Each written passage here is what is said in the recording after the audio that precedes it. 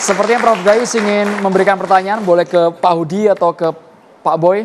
Prof. Gayus sudah megang mic, Prof. Gayus. Saya masih mempersoalkan apakah wilayah rezim hukum pidana itu bisa mengesahkan sebuah dokumen. Tidak bisa. Hukum pidana bukan tempatnya untuk memperoleh pengesahan, tapi perbuatan. Apakah perbuatannya ini melanggar hukum? Di mana perbuatan itu bisa diuraikan. Kalau bagi saya untuk mengusut sebuah dokumen yang bernama ijazah diawali tahap demi tahap. Itu di PT UN. Tahapan mendaftar, ujian, mendapatkan itu semua terungkap di sana. Tapi bukankah sudah dijelaskan oleh pihak ada rektorat, syarat, maaf, Prof. Gayus? tentu ada syarat tidak mudah untuk masuk ke PT UN. Jalurnya ada sengketa informasi yang dipakai nanti. Mau tidak mau UGM harus datang menjelaskan atau dia dinyatakan tidak qualified dalam sidang PT UN setelah Komisi Informasi mengundang dan tidak ditaati atau ditaati. Ini persoalannya. Tidak ada jalur kepidana untuk ini. Saya khawatir nanti SP3. Prof. Siapa Gayus, yang dirugikan SP3? mohon maaf, artinya ketika membawa ini ke Mahkamah Konstitusi, ranahnya tidak tepat sama sekali, Prof. Tidak fokus konstitusi, Mahkamah Konstitusi tidak sama dengan PT UN. Mungkin sejalur erga omnes dasarnya agar publik mentaati semua putusannya, tapi teknis yuridisnya berbeda.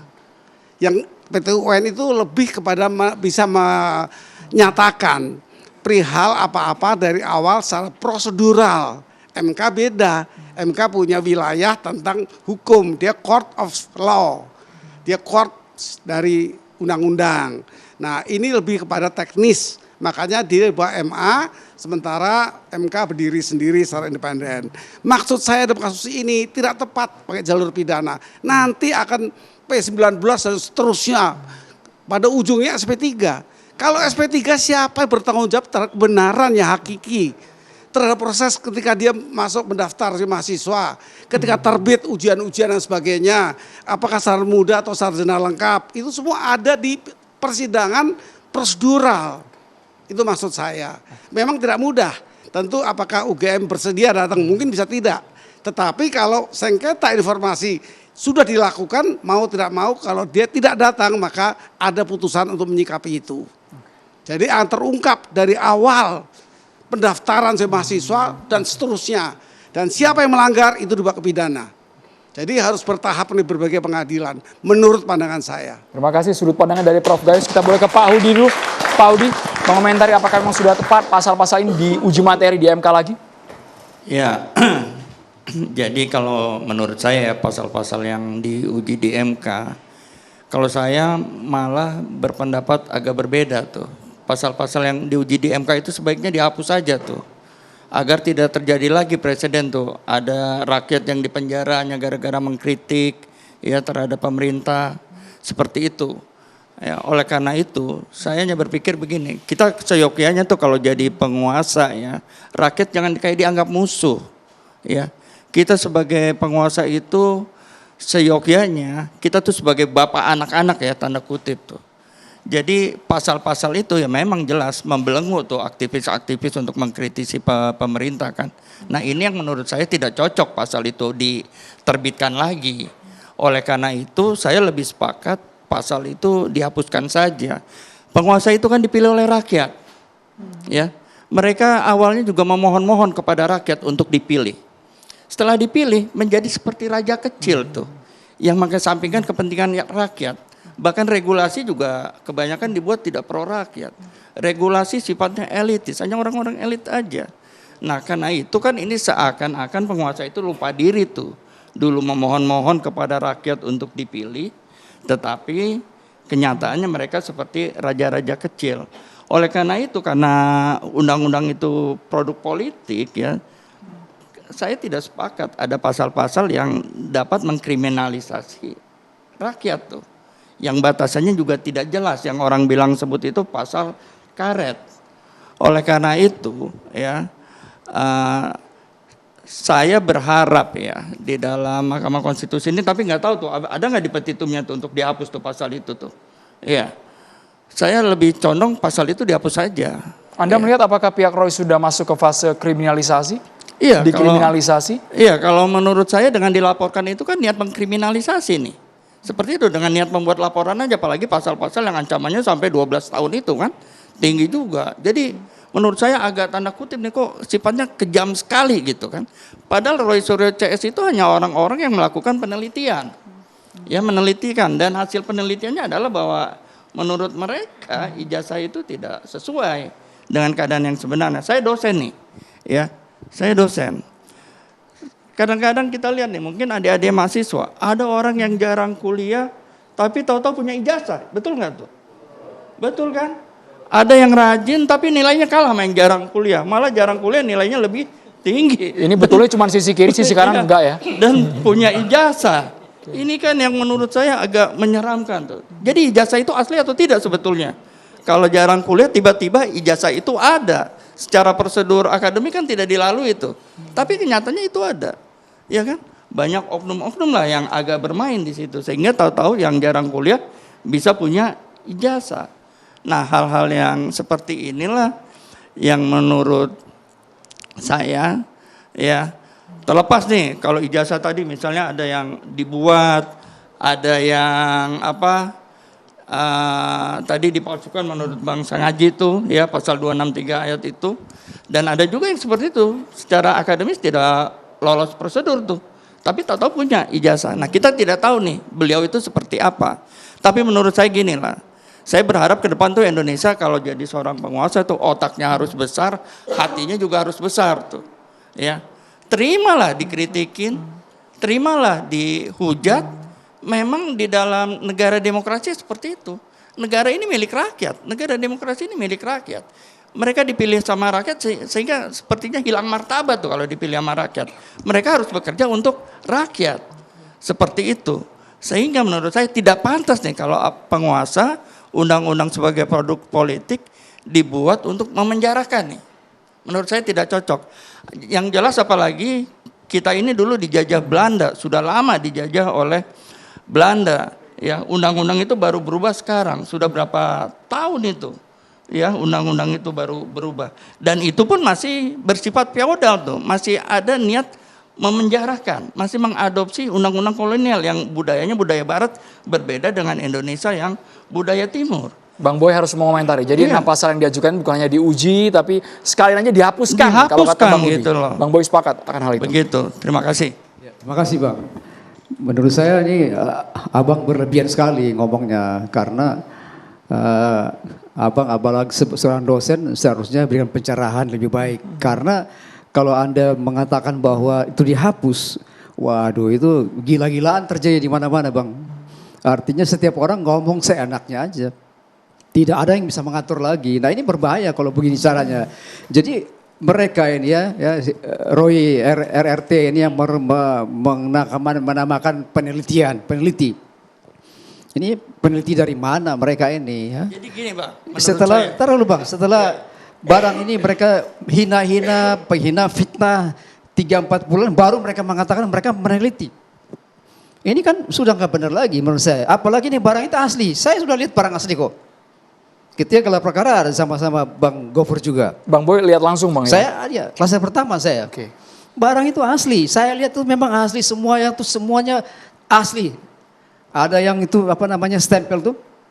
Yang katanya tidak ada stempel di atas itu ada stempel merah ada embossnya, ada watermarknya tuh. Ijazahnya asli saya lihat itu. Jadi tidak bisa kita mengatakan bahwa mereka seenaknya saja mengatakan bahwa atasnya peneliti. Dari motivasinya kita udah ngerti kok. Ini motivasinya orang-orang yang benci, orang-orang yang sakit hati, yang sengaja menghancurkan reputasi Pak Jokowi dan Mas Gibran yang ujung-ujungnya nanti 2029 ya. Jadi sebetulnya ini sepolitik semuanya Bang. Jadi saya kurang sependapat kalau mengatakan bahwa pasal itu dihapus. Wah ini besok langsung semua bicara Bang. Anak kecil pun yang bicara, semua orang akan bicara seenaknya saja tanpa ada yang bisa mengatur. Nah ini berbahaya bagi negara kita. Begitu Bang, itu menurut saya. Jadi menurut Bang Boy ini unsurnya bukan lagi masalah tahapan ilmiah tapi sudah politis. Sudah politis. Dasarnya mereka apa Bang? Politis ini. Pengacara-pengacara juga terpengaruh dengan pikiran-pikiran politis. Seharusnya pengacara itu bertindak atas nama hukum. Bukan terpengaruh dengan acara unsur-unsur politis. Jadi ini nggak benar lagi menurut saya nih. Ya. Ini ada pengacara atau ada politisi, begitu. Kita bicara pengacara, kita aturan hukum kita terapkan. Begitu Bang. Kami berargumen secara hukum. Bang Boy kalau mengatakan bahwa argumen kami argumen politik, coba ceklah argumen-argumen kami. Argumennya semua adalah argumen dengan pondasi hukum semua. Tadi kan nggak bisa dibantah juga oleh. Kalau Bang Boy katakan itu asli, itu kan versinya Bang Boy. Bahkan ijazah itu sebelum diperlihatkan juga kan mereka selalu mengatakan asli. Gitu. Tapi sama-sama lihat kan waktu Sama-sama gelar perkara. lihat. Sama-sama lihat Bang. Tapi nggak Sama-sama boleh lihat, ya. dipegang, nggak boleh diraba, nggak boleh dielus-elus. Hanya boleh dilihat. Dan saya adalah orang yang pertama maju ke depan dan melihat dari jarak yang sangat dekat. Kalau Bang Boy bilang Bang Boy lihat, mohon maaf Bang Boy ada di belakang, nggak lihat juga, nggak maju juga ke Saya depan. maju ke depan. Maju ya, berarti Jarak setelah saya itu ya, cuma berarti 30 ya. meter begini loh. Ini Berarti jarak setelah 3 saya meter. ya. Saya lihat dengan mata kepala Ya. saya sendiri kok. Tapi itu kan versinya Bang Boy. Kalau Bang Boy bilang ada emboss, ada watermark, ada lintasan stempel, itu kan versinya Bang Boy. Ini sama-sama lihat apakah benda yang sama atau beda kan nih saya Bang kan ya? saksi. Kami Saksi melihat mata saya melihat saya benda bicara yang apa sama, adanya. tetapi yang penglihatan saya sebatas penglihatan saya yang didalilkan oleh Bang Boy ada emboss, ada watermark, ada lintasan stempel nggak ada. Ijazah itu sama seperti yang diunggah oleh Dian Sandi. Enggak berbeda loh. Sama. Ini Roy Fotonya CS ini sama. ya. Hah? Foto Roy SMA, CS ini foto meneliti S1-nya barang A, sama. tapi mereka menuduh barang B palsu. Mana bisa ada aturan begitu? Anda meneliti barang A, ada menuduh barang B yang palsu. Loh, Aturan dari mana? ijazah Pak Joko Widodo yang disita sebagai barang bukti berdasarkan ketentuan pasal 39 KUHP yang lama, itu kan sudah dikonfirmasi bahwa ijazah ini adalah ijazah yang disita dari Pak Jokowi. Kemudian begitu kita sama-sama lihat wujud fisiknya, nggak ada beda dengan yang diunggah oleh Dian Sandi. Fotonya sama, ada seorang pria berkumis, berkacamata. Ya pasti berbeda lah. Fotokopi, bedanya di mana? scan dengan Nggak ada barang asli beda. masa nggak ada berbeda? Anda matanya di mana? Pasti berbeda Saya dong. nggak melihat. Namanya fotokopi yang asli pasti berbeda. Makanya. Yang Anda teliti itu Makanya fotokopinya, begini. lalu Anda bilang itu palsu. Sementara yang B Anda tidak pernah lihat.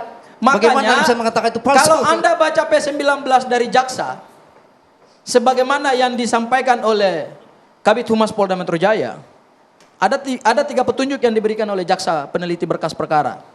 Yaitu pertama adalah perlu pendalaman terhadap saksi. 130 saksi diperiksa dalam perkara ini, menurut saya udah luar biasa. Barangkali ini salah satu, sebatas pengetahuan saya, sependek pengetahuan saya dan sependek pengalaman saya dalam bidang hukum, ini baru perkara yang melibatkan 130 saksi. Kasus pembunuhan berencana melibatkan Ferdi Sambo aja nggak ada 130 saksi. Emang nggak Sebentar boleh dulu. 130 saksi? Sebentar dulu. Emang nggak boleh? Enggak, boleh. Tetapi yang dibutuhkan di dalam suatu penyidikan, membuat terang benderang perkara pidana itu, yang dibutuhkan bukan kuantitas saksi, kualitas saksi. Makanya petunjuk jaksa adalah dalami lagi keterangan saksi. Berarti 130 saksi yang keterangannya dituangkan dalam BAP dan diteliti oleh jaksa peneliti itu belum memberikan keyakinan. Itu satu. Kedua, dalami lagi adalah keterangan pendapat ahli. 22 ahli diperiksa. Berbagai macam disiplin ilmu. Tetapi begitu dilihat BAP-nya oleh jaksa peneliti berkas, dalami lagi. Loh, ini 22 ahli. Yang ketiga, 700 barang bukti disita oleh Polda Metro Jaya. Apa rekomendasi atau apa petunjuk jaksa? Dalami lagi barang bukti. Dan ingat, berdasarkan pasal 239 KUHP yang baru, barang bukti itu menjadi bagian dari kekuatan pembuktian sebagai alat bukti. Bang Boy ditangkap itu boleh Bang? Emang begini Bang, emang nggak boleh. Kalau P19 itu nggak boleh. Jadi Anda mau supaya langsung PDO 1. Itu kan urusan jaksa. Anda kan bukan jaksa. Anda nggak ngerti cara kerjanya jaksa. Anda juga bukan penyidik. Anda nggak ngerti teknik penyidikan. Anda kan pengacara. Itu sama-sama pengacara. Kita hanya paham Anda paham nggak P19 itu artinya apa? Gitu. Apa? P19 itu artinya apa? P19 artinya ada yang kurang harus dilengkapi. Ada harus didalami. Kenapa harus dilengkapi? Ya kan? Karena kurang. Ya pasti kurang lah. Kenapa kalau kurang? Ya, Karena karena tidak kurang. memberikan keyakinan. Itu kan- Karena gini, kenapa jaksa menuntut supaya berkas ini lengkap? Karena beban pembuktian itu, sabar, beban pembuktian itu ada pada jaksa penuntut umum, beban pembuktian tidak ada pada penyidik Polda Metro Jaya, tetapi beban pembuktian pidana ada pada jaksa penuntut umum. Ketika jaksa mengembalikan berkas perkara dengan 3 fondasi hukum yang luar biasa, saksi kurang, Pendapat ahli perlu didalami lagi. 700 barang bukti dianggap masih kurang. Anda butuh berapa lagi barang bukti dalam perkara ini? Ya. Ribuan barang bukti. Bang, 700 barang bukti berarti apa? Bang Freddy. Ijazah yang disita oleh Polda Metro Jaya beserta dokumen-dokumen pendukung seperti 13 ijazah pembanding, kemudian skripsi. Padahal itu kan sebetulnya dokumen yang paling penting. Tapi kenapa kemudian jaksa memberikan petunjuk dalami lagi barang bukti? Ya, Berarti barang bukti yang disita oleh Polda Metro Jaya belum membuat terang benderang perkara ini. Ya, saya tambahkan Bang Boy sedikit. Seperti kata Bang Boy tadi, biasa aja sebetulnya P19 dengan dilengkapi P18, ya, petunjuk untuk melengkapi dalam proses pidana biasa aja. Tapi saya pribadi senang dengan pernyataan Bung Sangaji ini karena ada bahan buat diskusi ke depan. Nah, pasti itu dibantahnya lagi. Nah, kalau sekarang karena itu P19 dia mengatakan itu, tapi besok kalau itu P21 dibilangnya polisi tidak profesional, jaksa tidak profesional. Boleh, tiba-tiba boleh, yakin Bang, P21 itu saya gitu loh. berikan perspektif. Anda belum bisa mengatakan begitu. Iya, nanti kita lihat aja karena perlu konsisten. pendalaman lagi. Karena Saya konsisten. berikan Karena yang perspektif, akan boleh? diteliti jaksa itu adalah semua berita acara Karena pemeriksaan. makanya saya bilang, Anda jangan saya lompat. Kan dari dulu juga katakan begitu. Ini asli tapi Saya- nggak pernah lihat barang buktinya. saya senang beliau ini mengatakan seperti itu karena memang ya biar mereka menganggap proses penyidikan itu tidak sesuai dengan bagus prosedur. justru, Oke. diakuin, profesional. Saya sangat senang. Dan kita, pendukung Jokowi, justru menunggu respon itu. Tetapi yang mau saya katakan, jangan nanti ketika sudah P21, dibalikkan lagi. Penyidik tidak profesional, jaksa tidak Bang profesional. Andrew, Jadi boleh saya maksud saya berikan konsisten perspektif lah. nih Nggak supaya ada ini narasi begitu. bahasanya Bang, tahan dulu, tahan dulu, soalnya tahan bahasanya dulu. terlalu Asumsi aja teknis itu, ini. asumsi. Oke, ini terlalu teknis banget, terlalu teknis dan hukum banget. P21. Jadi begini dulu pertama, apaan sih itu? Mungkin teman-teman mahasiswa dan penonton juga nggak tahu apa sih itu. Jadi P18, 19, 21 itu ada sampai 50-an. Itu apa sih? Itu sebenarnya nomor formulir dokumen, cara administrasi. Sederhananya apa itu P19? Betul, P19 ada yang kurang, perlu dilengkapi. Polisi, kamu perlu lengkapi ini sebelum saya ringkas untuk bikin surat dakwaan, kemudian saya ke pengadilan. Nah, tapi apa yang kurang? Apakah sudah pasti kasusnya kurang berkualitas secara substansi? Belum tentu. Karena yang namanya P19 itu petunjuk jaksa kepada penyidik, bisa soal formalitas itu misalnya ada nggak surat penyitaannya, ditandatangani nggak, ada nggak surat perintah penyidikannya. Jadi hal-hal yang teknis. Jadi belum tentu substansi, tapi bisa juga substansi nih. Supaya saya memberikan perspektif. Jadi belum tentu ini ada yang nggak bener nih kasusnya nih. Ya, 130 kurang tadi, mesti 500, enggak, belum tentu juga. Karena bisa juga Jadi kuantiti ada hal tidak yang menjamin ya Bang Aristo ya? Kenapa? Kuantiti ahli, kuantiti saksi tidak menjamin. harusnya tidak menjamin, tapi evidentiary threshold atau standar pembuktian di Indonesia kita itu justru titik beratnya kepada kuantitas. Saya pernah bilang tuh, karena dua, saya bilang makanya dalam perkara ini kalau pertandingan bola, Pak Jokowi udah menang 3-0, Bang Sangaji marah.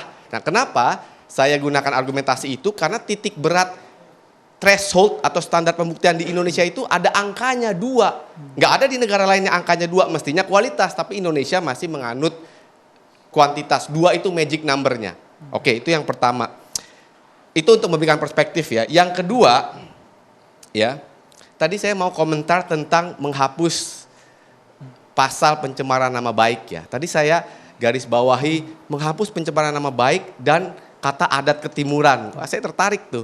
Apa sih itu adat ketimuran tuh sebenarnya? Pernah nggak kita, itu sering diucapkan, tapi pernah nggak kita tanyakan apa tuh si adat ketimuran dan apa konteksnya di dalam keindonesiaan itu apa? Nah begini nih, ini menarik justru. Jadi justru 2 kata kunci itu adat ketimuran dan menghapus pasal pencemaran nama baik itu adalah 2 hal yang kontras saling bertentangan. Kenapa? Begini, adat ketimuran itu selalu dijelaskan dalam literatur Indonesia. Tadi persis itu kata kuncinya, seperti bapak dan anak. Itu namanya negara kekeluargaan. The family state. Artinya bapak itu harus dijunjung tinggi. Anaknya itu tidak boleh menghina-hina bapaknya. Oleh karena itu justru di negara yang menjunjung adat ketimuran ya seperti Indonesia justru diprotek itu bapaknya. Ya, makanya ada di KUHP kita penghinaan terhadap presiden, wakil presiden itu pidana.